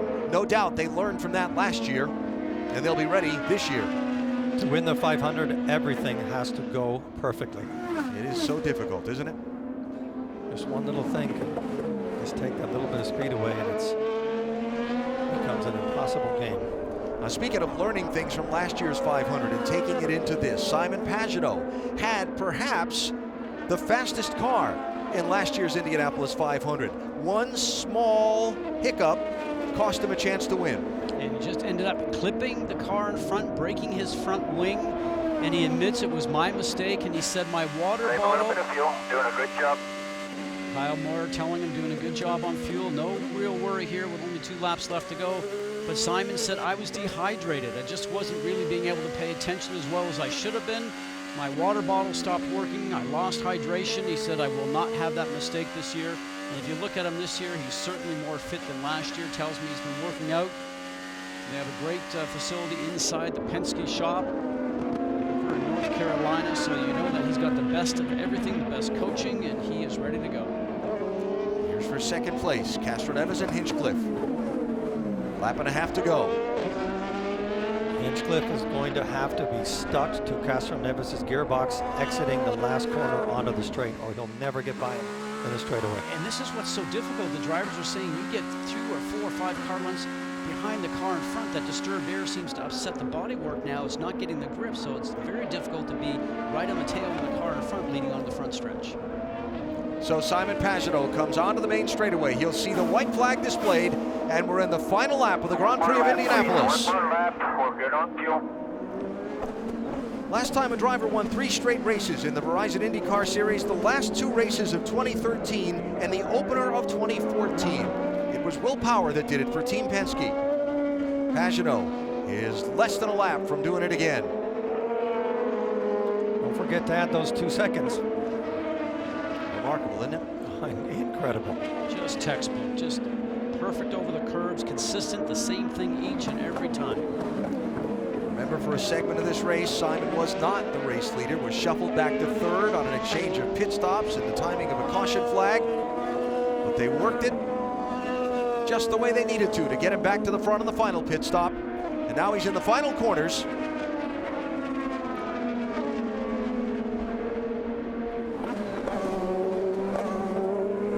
as Scott said, this has been a textbook win. He's going to celebrate a birthday in the middle of this week. He'll have a trophy from Indianapolis for the second time to celebrate it with, as he goes after a spot on the Borg Warner Trophy later. Simon Pagenaud wins for the second time the Grand Prix of Indianapolis. Absolutely fantastic in lap. You did that one for us. Good job. Good job, buddy.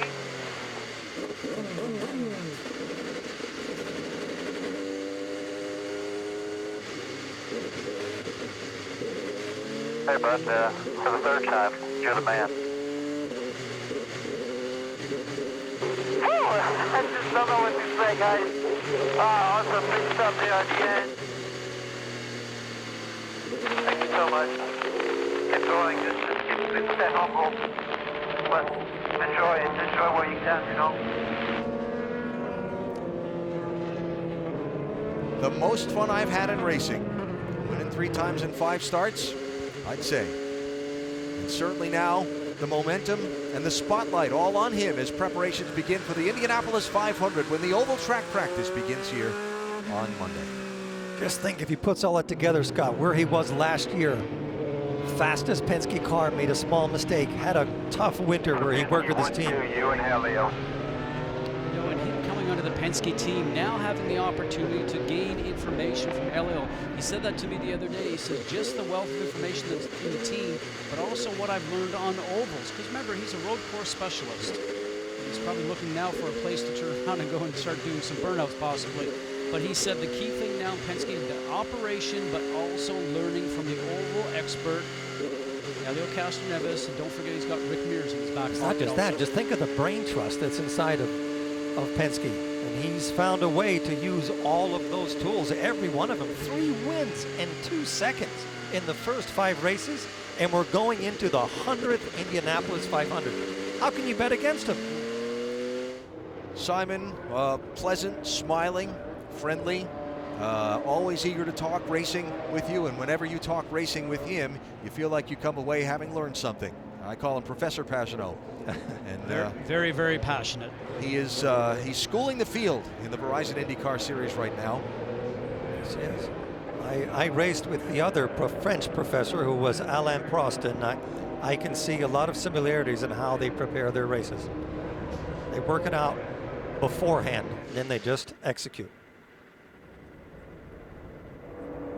So, of those drivers with top 2 finishes in the first 4 races of the season, Pagenaud now joining Johnny Rutherford and AJ Foyt as winning the 5th race of the season.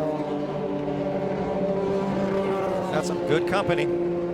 Yes, it is. France will be celebrating, and a lot of them will be watching the Indy 500 this year.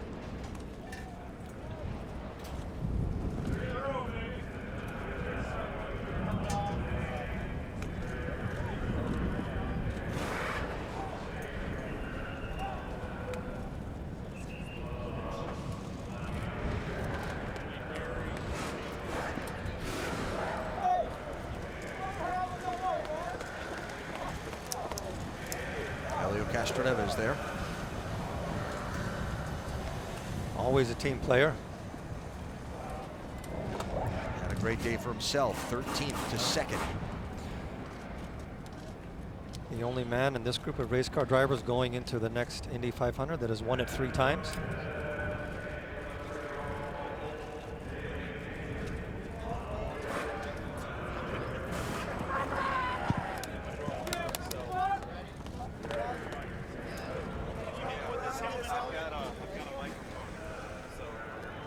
Maiden win for his new sponsorship, Menards. Can you imagine the power of Penske and Menards together? That's going to be hard to beat. John Menard with a long history himself here at the Indianapolis Motor Speedway, chasing a win in the 500. Of course, his son Paul won the Brickyard 400 in NASCAR a few years ago here. The Speedway is a part of their family history.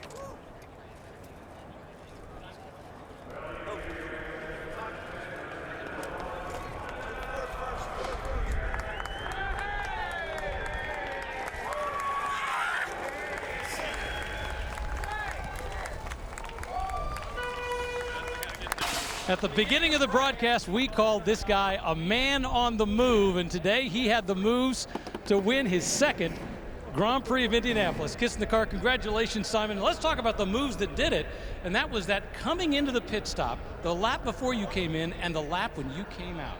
How fast did you have to go? Yeah, I actually went faster than any other lap on the in-lap. Kyle Moyer told me, you gotta go.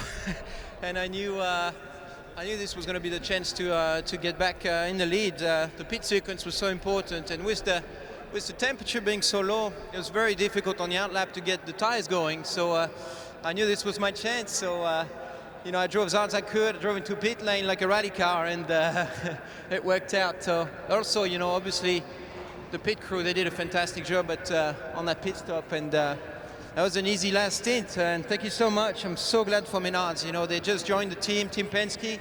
Obviously, Team Penske is the best in the business, but having this livery and being the driver of that livery is very special. So thank you, everybody, for coming with this weather.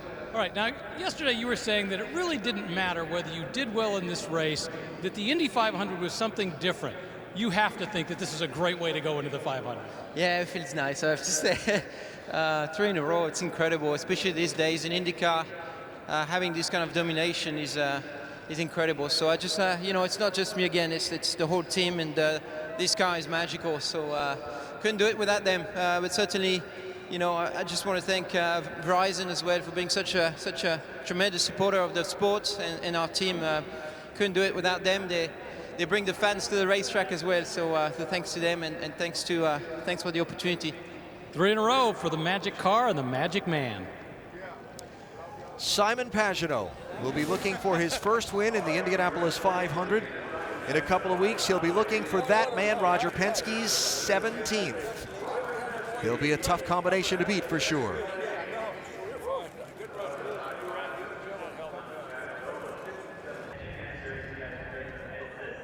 Man on a roll, Simon Pagenaud, scoring a 3rd consecutive win to start the roll into the month of May.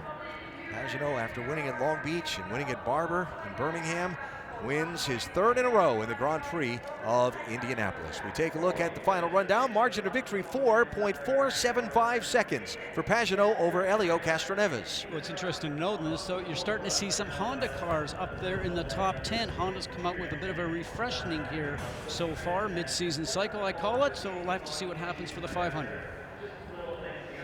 And the rest of the field kind of just struggled through a hard day, but I think they're all getting ready now and thinking about what's going to happen at the 500. Helio Castroneves finishing 2nd, and with Doc. He had brake issues all weekend, frustrations. He climbed out of the car, talks with Tim Cindric. He hugged Roger Penske and said, "You did it, boss." Hey, what was the difference here today, Helio? Great finish. Well, great teamwork. Never gave up. The Hum boys, Verizon boys, everybody was really in sync. We never gave up. We knew we had the issues. We knew we didn't have the fastest car, but we have the heart, man. We have the passion. Put it out there, and we laid out. A little bit of luck, obviously, and all blends together. Just a great sauce, and turned out to be this great momentum for the Indy 500. I can't thank enough the guys, but again, it was a great team effort. Great momentum for the 500, where he'll try to win his 4th ever here at Indianapolis. Let's go to Jan. And of course, that momentum was pretty awesome for Castroneves, but also some great wheel-to-wheel action and nice momentum also for you. That 2nd pit stop, you actually jumped ahead of Pagenaud. Think you had a shot to win this one? I mean, it's tough to tell. The guys did such a good job in the pits. Huge credit to the Aero Electronics car and the crew in pit lane. It was great to get in front of them there. We kind of got jacked around by Elliot a bit at that restart, and Simon and Charlie both got us. We got Charlie back. Some great racing. It was so nice to not be saving fuel for a race, and for us, it was a really good day to have a good day. I said that prize money from this race was going to go up to the Fort McMurray Relief Fund. Petro-Canada, sponsor of ours, a lot of people up there. So we're happy for a lot of reasons. Great momentum into the 500, and let's see what we can do from here. Congratulations. Nice job for James Hinchcliffe, and again, always thinking about giving back.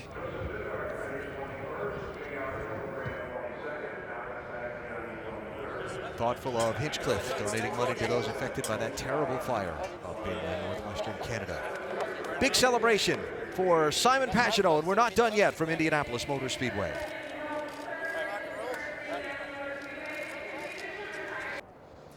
We will be here from 4 to 6 p.m. Eastern Time, both Saturday and Sunday of next weekend for qualifying to set the field for the 100th Indianapolis 500 plus. Extensive coverage earlier both days, 11 a.m. Saturday and 2 p.m. on Sunday on ESPN3. So for the drivers and the teams, the transition now from the road course race to getting ready for the 100th Indianapolis 500. 2 weeks full of practice days, preparations for qualifying.